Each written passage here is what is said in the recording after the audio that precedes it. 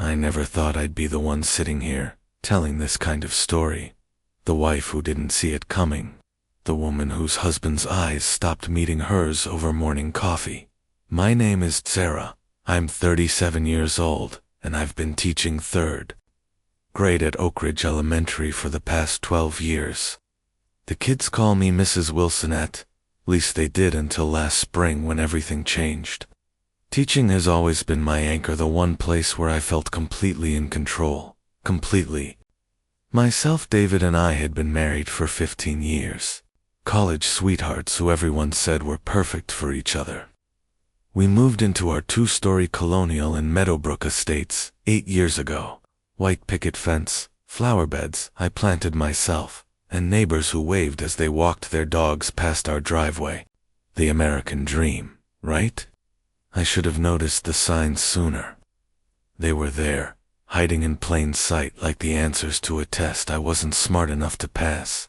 David started working late, really late, coming home smelling like a cologne I didn't recognize, turning his phone face down whenever I walked into the room, passwords suddenly appearing on devices that had always been open between us. "It's just client confidentiality," he'd say with that lawyer smile that used to make me feel safe.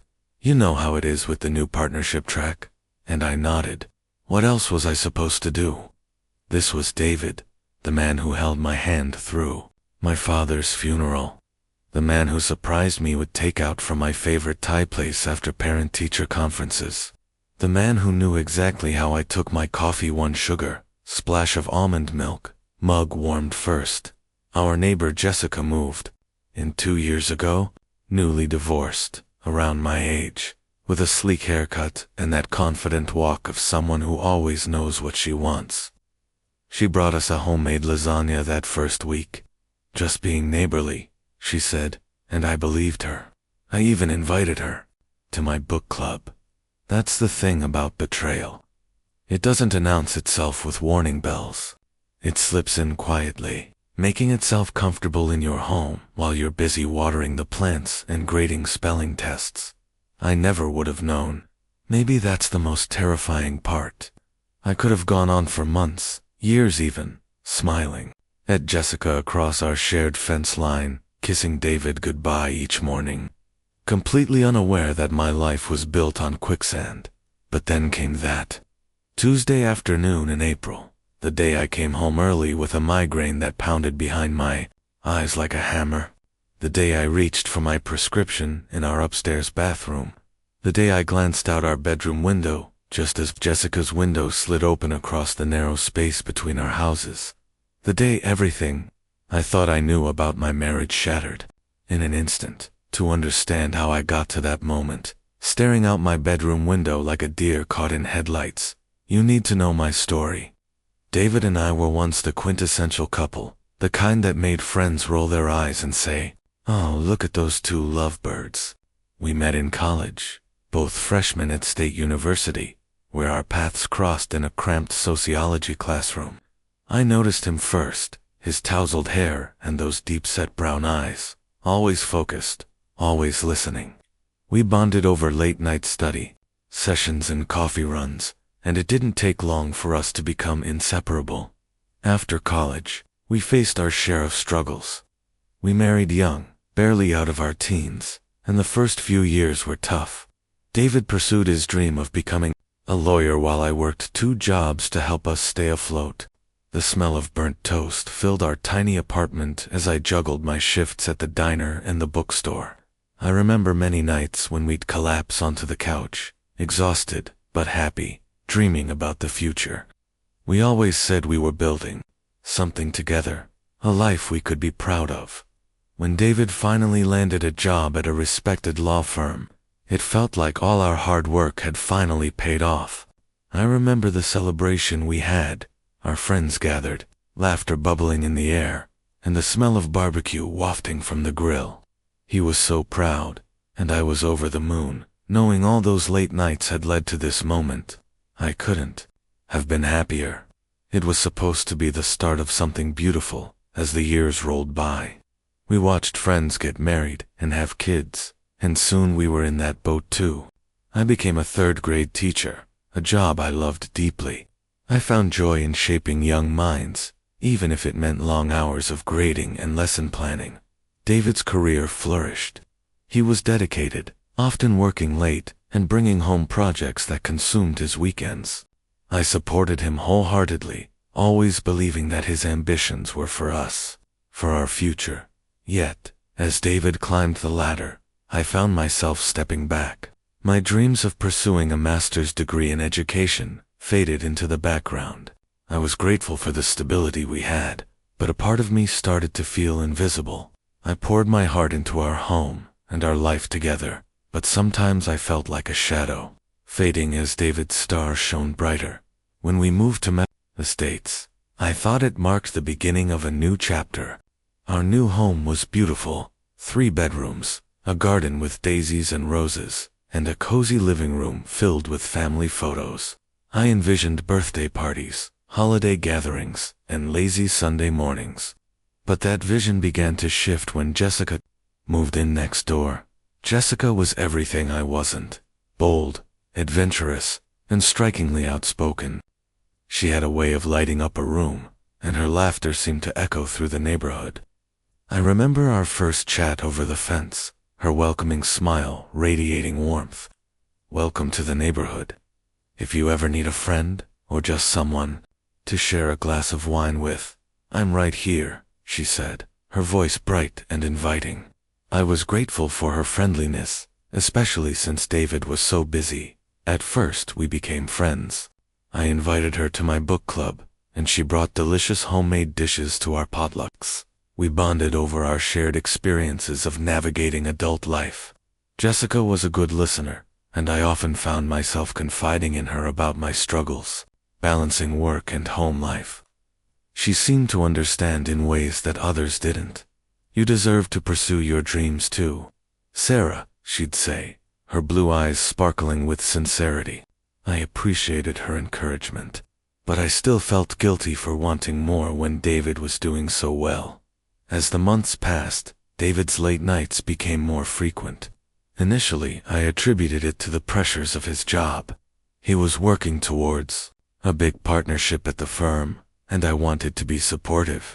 But then I started to notice small changes in him. He became more critical, less affectionate.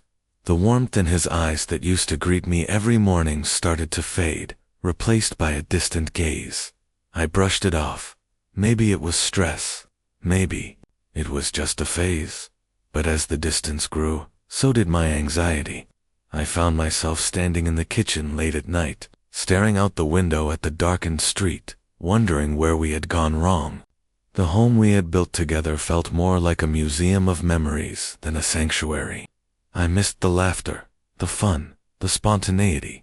I tried to bring it back, cooking his favorite meals, planning date nights, but nothing seemed to work. One evening, I confronted him about his growing absences. Sitting at the kitchen table, I could smell the lingering scent of garlic and olive oil from dinner. "David, I feel like we're drifting apart. Can we talk about what's going on?" I asked, my voice trembling slightly.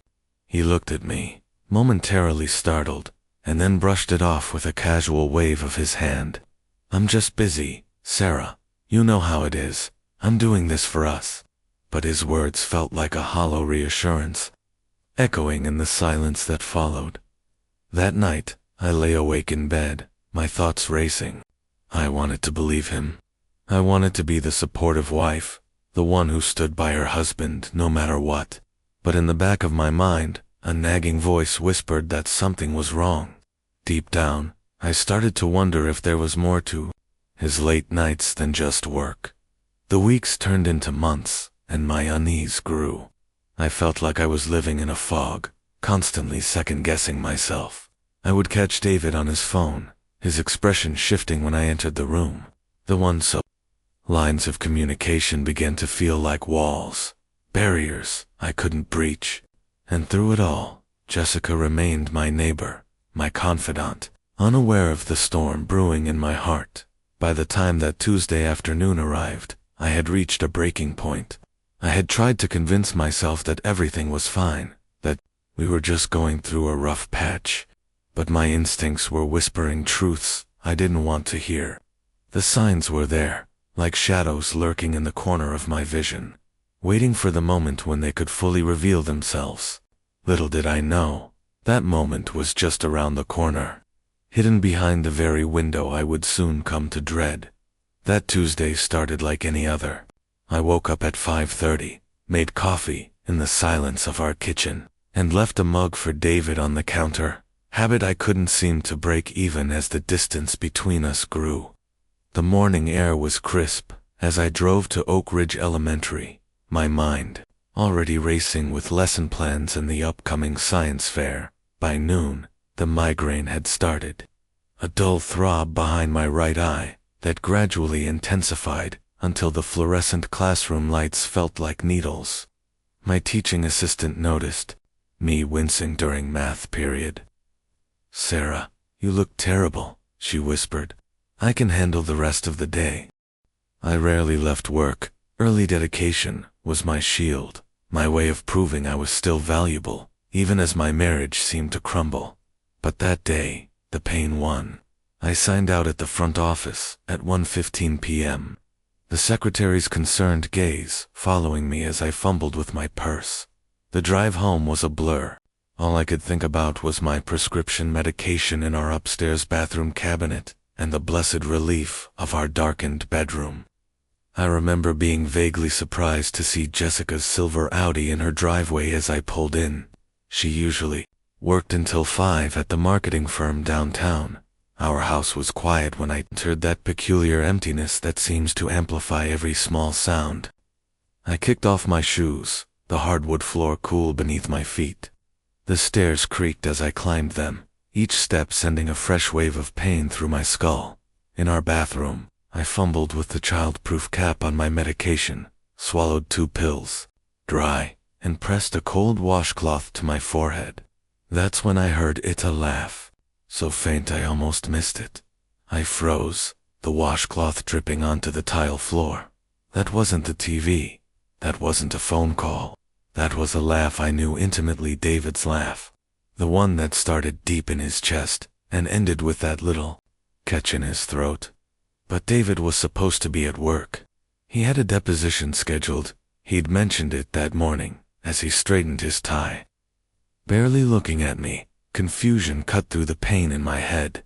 I moved to our bedroom window, almost involuntarily, drawn by some instinct I couldn't name.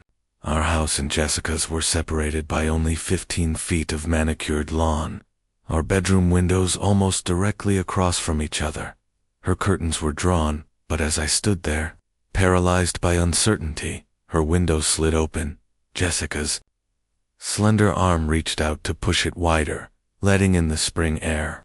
And then I saw him, David, shirtless, his dark hair tousled, that familiar smile on his face as he appeared behind her.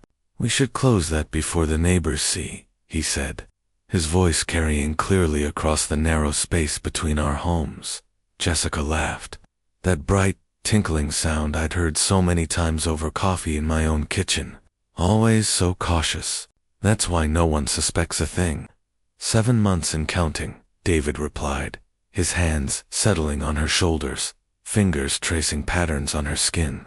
"I'm getting tired of the sneaking around, Jess."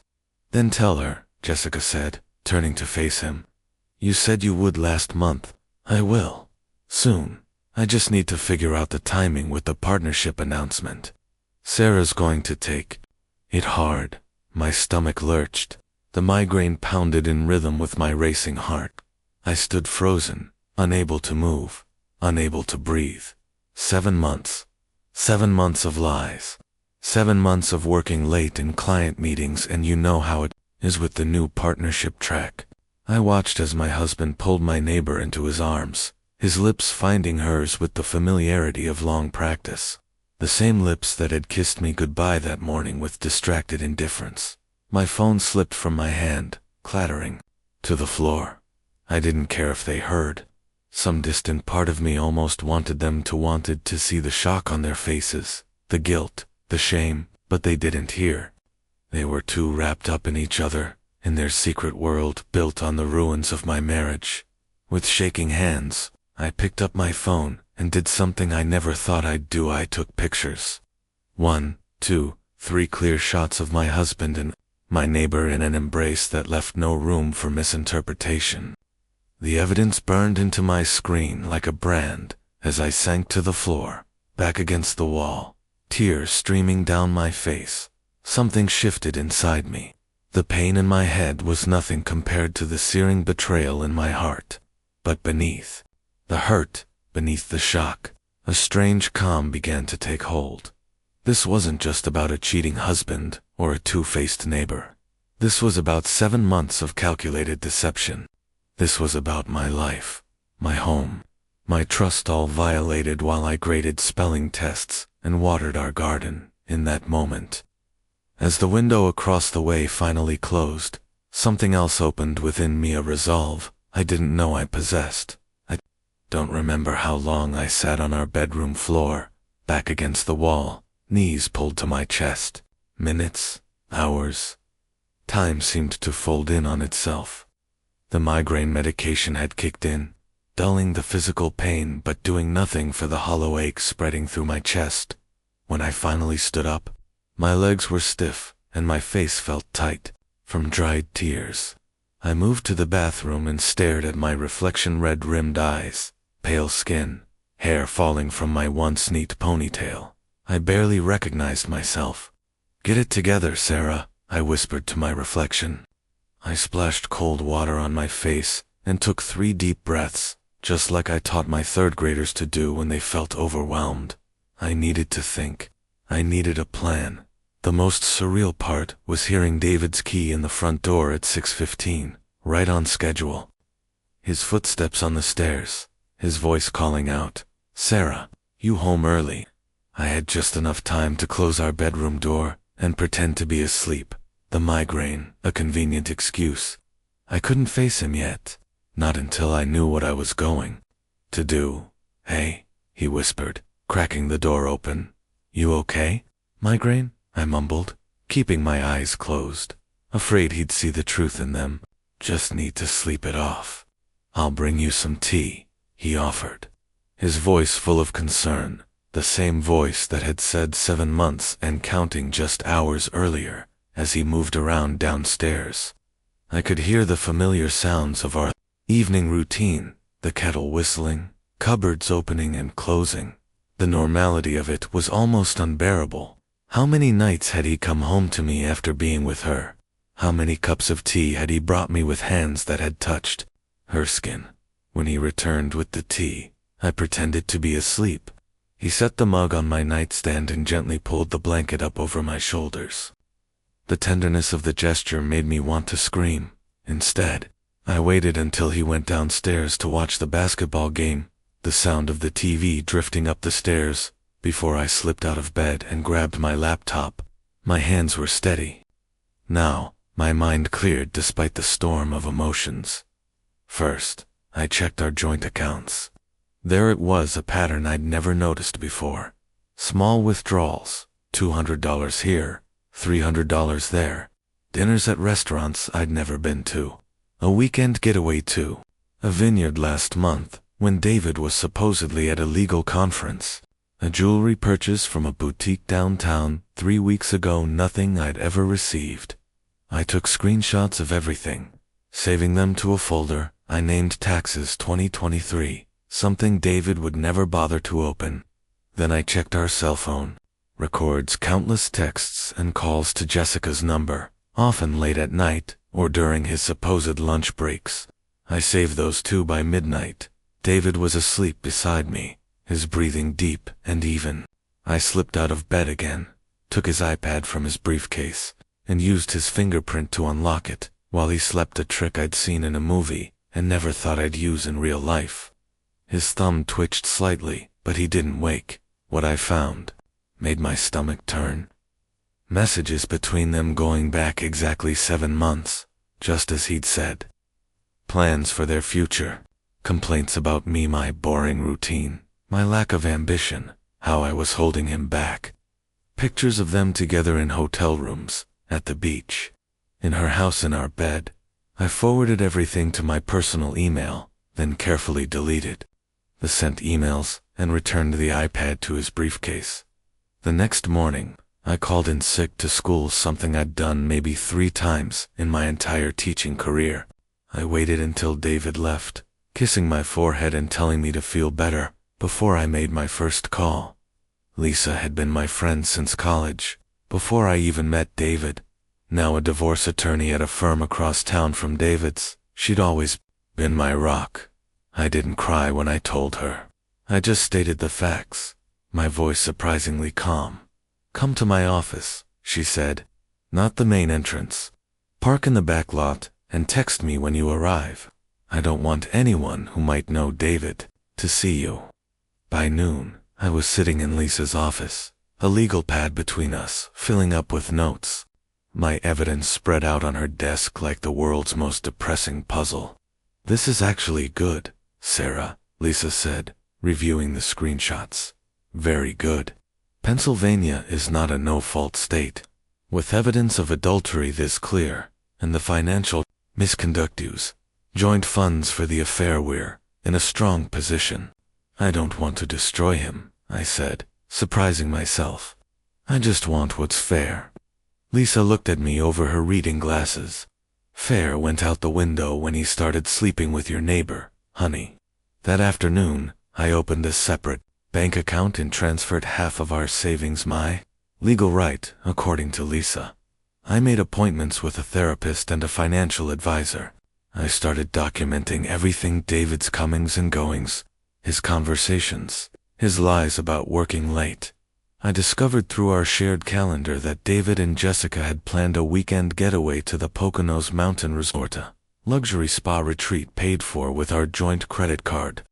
The reservation was for the following weekend, under his name. "That's when we'll confront him," Lisa advised. "Not here, not at home where he can control the narrative. You need witnesses. You need him off balance." I nodded, a plan forming in my mind. "I need the suite adjoining theirs," I said, my voice steady, "and I need to know exactly what time their dinner reservation is." That night when David came home, I greeted him with a smile, asked about his day, and served the pasta primavera he loved. I laughed at his jokes and didn't flinch when he touched my hand across the table. Inside, I felt nothing but a cold, focused clarity. "You seem better," he said, looking relieved. "I was worried about you yesterday." "I'm feeling much better," I replied, meeting his eyes. "Actually, I've never seen things more clearly." The Poconos Mountain Resort was exactly as pictured on their website: sprawling grounds, stone fireplaces, and floor-to-ceiling windows showcasing the mountain views. Under different circumstances, I might have appreciated its beauty. Instead, I checked into Suite 312, directly adjacent to Suite 314, where David and Jessica would be staying.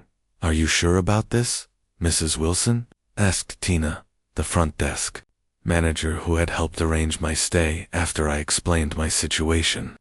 Her eyes held a mix of sympathy and determination that told me she'd seen this scenario before.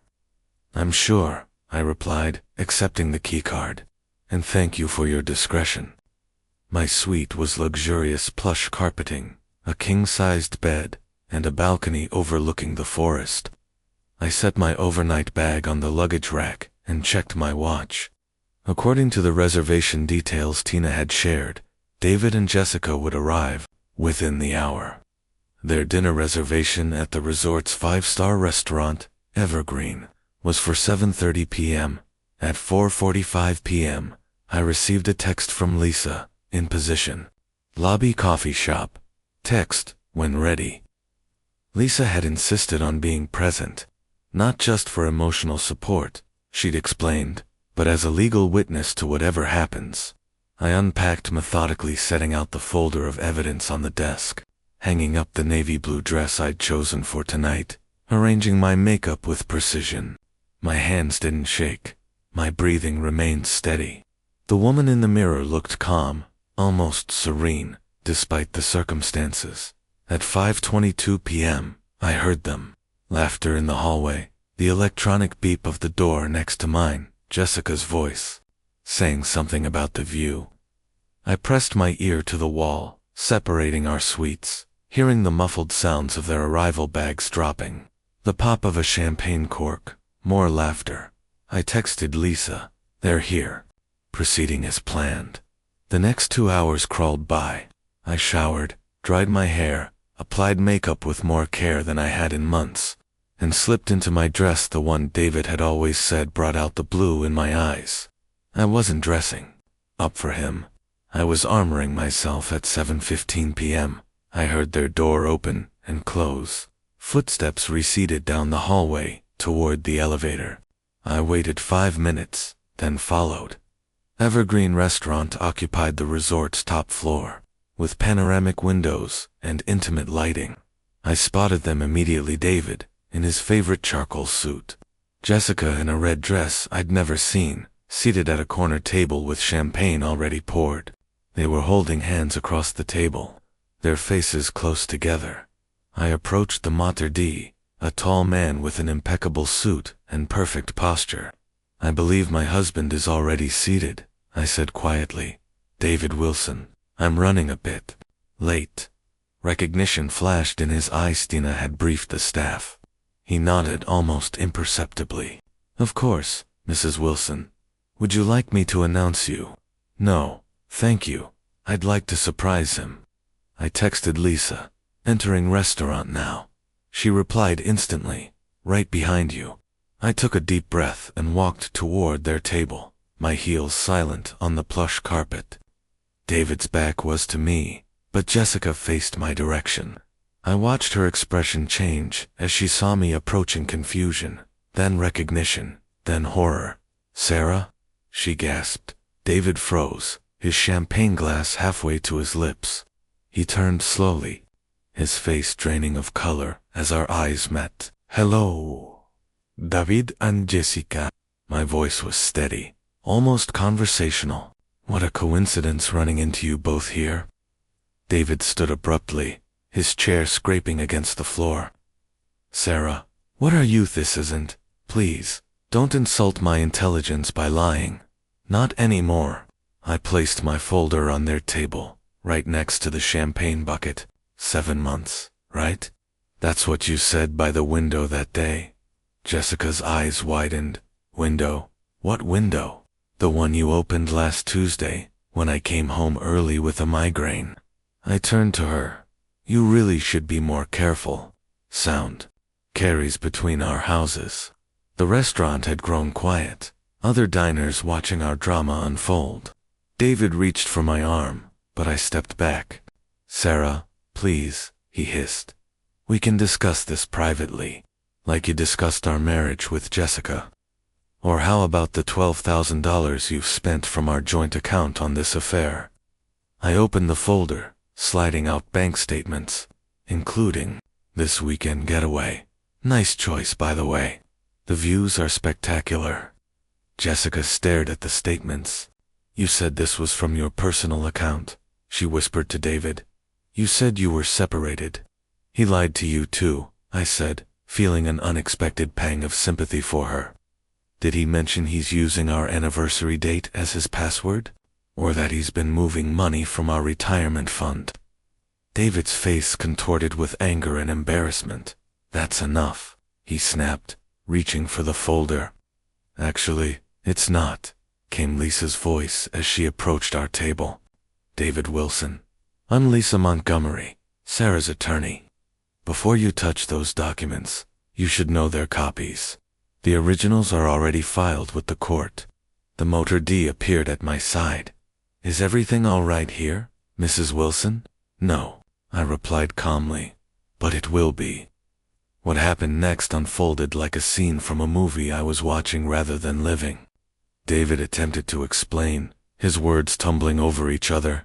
It wasn't what it looked like. He'd been unhappy. He'd made a mistake. Jessica sat frozen, tears streaming down her face as she realized the extent of his deception. "You told me you were getting divorced," she said, her voice breaking. "You said she knew, that it was mutual. He's not just a cheater, Jessica. He's a liar too." I closed my folder and stepped back. "Enjoy your dinner. It's already paid for by me, apparently." As I turned to leave, David grabbed my wrist. "Sarah, please, don't do this. Think about our history, everything we've built." I looked at his hand on my wrist, then into his eyes, the same eyes I'd trusted for 15 years. "I have thought about it. That's why I booked the suite next to yours. That's why I've documented everything. That's why I've already moved half our savings to an account you can't access." His face paled. "You can't do that." "Actually," Lisa interjected, "she can, and she did. Legally." I gently removed his hand from my wrist. "I'll see you in court. David, I suggest you find a good lawyer, though I hear they don't like representing other lawyers. Professional courtesy and all that." As I walked away, head high, I heard the murmurs from other diners, saw the staff's approving glances. Lisa fell into step beside me, her hand on my back providing silent support. "You did good," she whispered as we entered the elevator. "Really good." Only when we reached my suite did I finally allow myself to cry, not from sadness, but from relief. The weight of secrets and lies lifting from my shoulders with each tear that fell. The weeks following the Poconos confrontation passed in a blur of legal meetings, paperwork, and quiet determination. David moved out the day after we returned, taking only his clothes and personal items, silent acknowledgement that the home we'd built together was no longer his to claim. I expected anger, perhaps even a fight over our assets, but the evidence Lisa and I had compiled left little room for negotiation. The documentation of his financial infidelity, combined with the text messages and photos, created what Lisa called an airtight case. Pennsylvania's adultery laws worked in my favor, something David, despite being a lawyer himself, had apparently overlooked. "He's not contesting anything," Lisa told me during our fourth meeting, her reading glasses perched on the end of her nose as she reviewed his lawyer's response. Smart move on his part. Taking this to court would only damage his reputation further. The settlement came together more quickly than I anticipated. I kept our house the home, where I'd planted daffodils and painted the kitchen myself. David would keep his car and his personal retirement account. But our joint savings and investments were divided, with an additional adjustment in my favor to account for the money he'd spent on Jessica. "What about his job?" I asked Lisa, surprised by my own concern. "The partnership?" She set down her pen and looked at me directly. "The firm knows. Not the details, but enough." They single quotes, reevaluating his candidacy. I nodded, feeling a complex mix of emotions. I hadn't wanted to destroy David's career, but actions have consequences. His choices had led us here, not mine. 3 days after signing the divorce papers, I received an unexpected visitor. Jessica stood on my porch, arms wrapped around herself despite the warm spring afternoon. She looked smaller somehow, her confident posture replaced by something more hesitant. "I don't expect you to forgive me," she said when I opened the door. "I just needed to tell you I'm sorry, and that I didn't know about your marriage, about the money, about any of it." I believed her. The shock in her eyes at the restaurant had been genuine. David had woven his web of lies around both of us. "He told me you were separated," she continued, her voice catching. "That you stayed together for appearances, for your teaching career, that you had an understanding." "We had an understanding, all right," I replied, unable to keep the edge from my voice. "I understood. I was married to a faithful man. I was wrong." Jessica nodded, accepting the rebuke. "I'm selling my house, moving back to Columbus to be near my sister. I just, I couldn't stay here, knowing what happened." As I watched her walk back down my driveway, I felt the last pieces of anger begin to dissolve. Not forgiveness, not yet, but a release. Jessica had been a willing participant, but she'd also been deceived. The true architect of this pain had been the man we both trusted. 2 months after the divorce was finalized, I received a letter from David's law firm. Not from David, he hadn't contacted me since moving out, but from the senior partner, a woman named Eleanor, whom I'd met at firm functions over the years. The partnership track David had been pursuing was no longer available to him. The letter explained in carefully professional language. The firm valued integrity and sound judgment in its partners. Reading between the lines, it was clear his behavior had cost him the promotion he'd worked toward for years. I didn't feel the satisfaction I might have expected. Instead, I felt a quiet sense of justice, not revenge, but the natural consequence of broken trust. The school year ended, and with it came unexpected support from my colleagues, and even some parents who had heard rumors of my situation. My principal, a kind woman who had been through her own divorce years earlier, pulled me aside during the last week.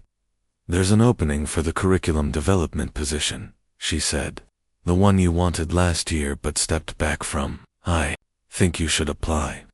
It was the opportunity I'd set aside when David's career seemed to demand priority, the chance to help shape our district's educational approach, to make a broader impact.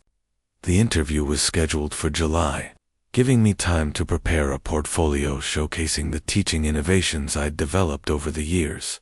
As summer began, I found myself sitting on my back porch one evening, watching fireflies rise from the garden. The house was quiet, but it no longer felt empty. It felt like mine. The settlement money sat in my account, a cushion that represented not just financial security, but possibility. The master bedroom had been repainted, the mattress replaced. No trace of betrayal remained in the spaces I now claimed fully as my own. For the first time in months, I felt something unfamiliar stirring in my chest. Not anger or grief, but hope. A future entirely of my own making stretched before me. Undefined but full of potential. 6 months after signing the divorce papers, I stood in what used to be our master bedroom, now transformed into a space that was entirely my own. The walls, once a neutral beige that David had insisted upon, now glowed with a soft sage green that reminded me of new beginnings. The furniture had been rearranged, the heavy curtains replaced with light, flowing ones that let the morning sun stream in unobstructed. I'd gotten the curriculum development position. The interview panel had been impressed by my portfolio, but, more than that, by what they called my renewed energy and vision. I didn't tell them that this energy came from reclaiming my life piece by piece, decision by decision. On Saturday mornings, I now hosted a small support group in my living room. We called ourselves the Phoenix Circle, 5 women and 2 men who had all weathered betrayal in their own ways. We shared stories over coffee and homemade muffins, offering each other the understanding that only those who have walked through fire can provide. "You're different now," my friend Lisa remarked one evening as we shared a bottle of wine on my newly built deck. The fall air was crisp, leaves crunching beneath our feet, stronger, more present. I considered her words, swirling the wine in my glass. I think I was always strong. I just forgot for a while. The neighborhood had changed too. Jessica's house had sold quickly, a young family with twins moving in. I'd brought them a welcome basket, a gesture that felt like closing a circle, healing a wound. The husband had shaken my hand warmly. The wife had hugged me, and I felt no echo of the past in their friendly faces. David and I hadn't spoken since the divorce was finalized. I heard through mutual friends that he'd taken a position at a smaller firm in Pittsburgh, starting over. I wished him neither harm nor happiness. He simply existed in a chapter of my life that had closed. Sometimes, on clear mornings, I still found myself looking out my bedroom window, not searching for betrayal now, but watching the sunrise paint the sky in shades of possibility.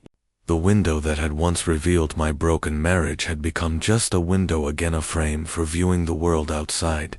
The seasons changing, life continuing. I'd started dating again, cautiously. Coffee meetings and dinner conversations with men who knew nothing of my past until I chose to share it. Some conversations led nowhere, and that was okay. I was in no rush to replace what I'd lost. I was too busy discovering what I'd found. My third graders noticed the change in me, too. Mrs. Wilson smiles more, I overheard one of them say to another, during recess duty. And she lets us do the cool science experiments now. They were right. I had stepped back into my passion for teaching with renewed purpose, no longer filtering my ideas through the lens of someone else's expectations. The curriculum changes I'd helped implement were already showing results: higher engagement, better test scores, and most importantly, more curious minds. On the anniversary of that fateful Tuesday when I'd come home with a migraine, I stood in my garden planting tulip bulbs, an act of faith in a future I couldn't yet see, but trusted would come. As I pressed each bulb into the cool earth, I thought about how healing resembles gardening. Both require patience. Both involve periods where progress happens unseen, and both ultimately reward persistence with unexpected beauty. Now when I open my windows, it's to let fresh air in, not to discover old lies. The breeze carries the scent of the herbs I've planted, and the sounds of my own life: phone calls with friends, music I choose, laughter I don't have to force. The window that opened that day showed me the truth, but the door I walked through afterward led me to myself.